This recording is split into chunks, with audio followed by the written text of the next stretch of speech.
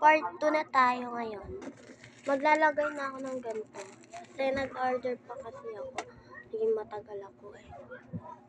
Ito nag-order na ako ng sticker. Didikit mo na lang siya. Ito. Tapos gumawa na din ako ng lalagyan niya. Okay. Kaya ano na natin. I-unbox na natin. Kasi ito daw po yung gusto niya.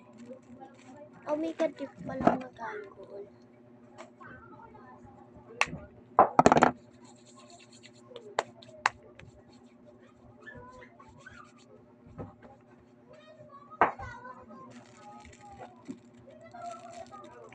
Ayan. Kasi yung isang order ko, sa TikTok kasi ako nag-video.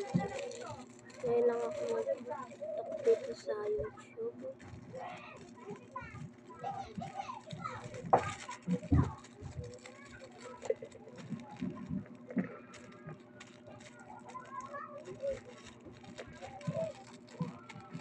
Ayaw niya mag-ano.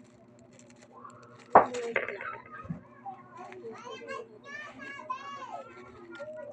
Para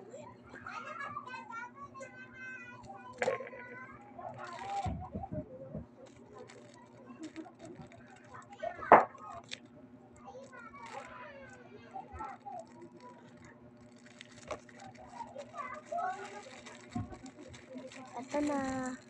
Finished product na. Tapos may nag-comment din.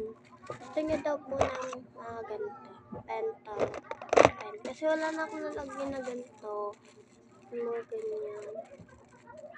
Oo. Bibigay ko na rin sa kanyang pentel. Yung maliliit.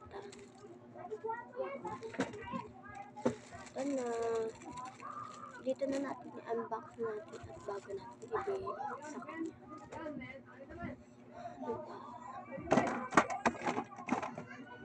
Ito, meron pa ako isang lalagyanan. Tingnan natin. Oh my God, hindi. It's small.